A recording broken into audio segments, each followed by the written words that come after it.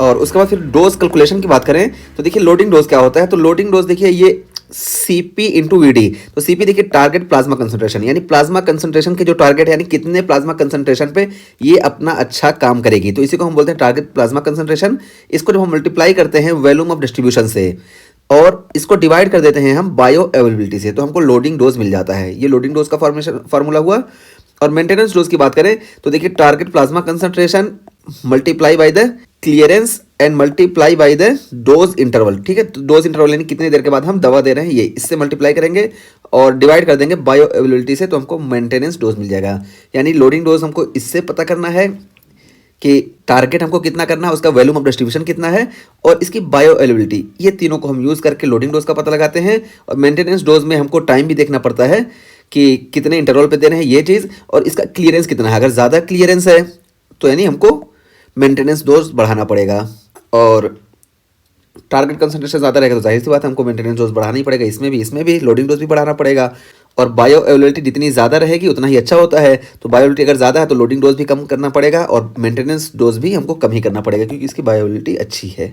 तो ये हो गया लोडिंग डोज और मेंटेनेंस डोज, और यहाँ पे यही बताया गया।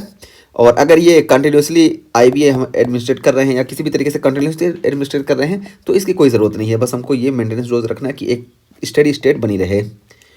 और उसके बाद फिर देखिए बताएगा कि इन रीनल और लीवर डिजीज में maintenance dose decrease and loading dose is usually unchanged.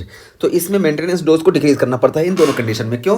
तो देखिए लीवर डिजीज में क्या होता है कि प्रोटीन की सिंथेसिस कम हो जाती है, तो प्लाज्मा प्रोटीन कम हो जाएंगी, जिसकी वजह से वॉल्यूम ऑफ डिस्ट्रीब्यूशन ड्रग का बढ़ जाएगा। हम यहाँ पे बताए ही, देखिए यहाँ पे हम बताए थे कि वॉल्यूम ऑफ डिस्ट्रीब्यूशन बढ़ जाएगा अगर प्रोटीन कम हो रहा है, ठीक है, प्लाज्मा बाइंडिंग प्रोटीन की वजह से। तो लीवर डिजीज में इसका जब वॉल्यूम ऑफ डिस्ट्रीब्यूशन बढ़ जाएगा तो ये एक्सक्रीट कम होंगी, इस वजह से मेंटेनेंस डोज हमको कम करना पड़ेगा। और रीनल डिजीज में क्यों? तो देखिए रीनल से ही मोस्टली ड्रग एलिमिनेट होती हैं, तो रीनल डिजीज में ये ड्रग प्रॉपर एलिमिनेट नहीं होगी, यानी बॉडी में ज़्यादा देर तक रहेंगी। और रीनल डिजीज में प्रोटीन का भी लॉस होता है, इस वजह से इसकी वॉल्यूम ऑफ डिस्ट्रीब्यूशन भी बढ़ जाएगा। तो दो वजह है जिस वजह से इसमें मेंटेनेंस डोज हमको कम करना पड़ता है, क्योंकि बॉडी में ड्रग ज़्यादा देर तक रहती हैं और इसका क्लियरेंस घट जाता है ड्रग का।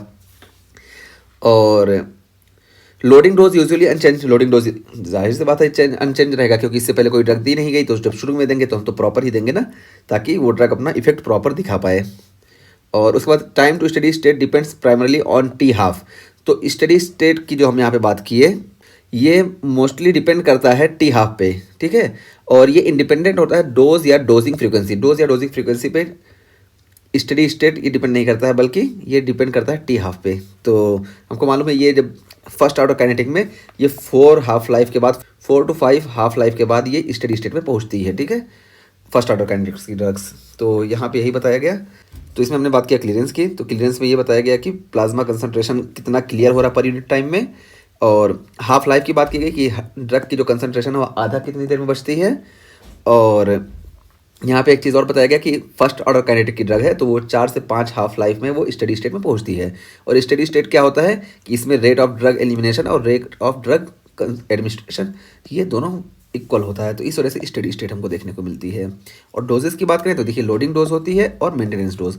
लोडिंग डोज देखिए ये डिपेंड करता है वॉल्यूम ऑफ डिस्ट्रीब्यूशन पे और टारगेट प्लाज्मा कंसंट्रेशन पे, इसके डायरेक्टली प्रोपोर्शनल होता है। और बायो अवेलेबिलिटी के ये इन्वर्सली प्रोपोर्शनल होता है, इससे हम लोडिंग डोज निकालते हैं और इससे मेंटेनेंस डोज निकालते हैं।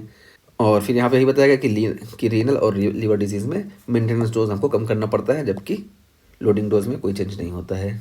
और फिर यहाँ पे ये बताया गया कि स्टडी स्टेट ये डिपेंड होता है टी हाफ लाइफ पे और ये इंडिपेंडेंट होता है डोजिंग पे, ठीक है, डोजिंग फ्रीक्वेंसी पे।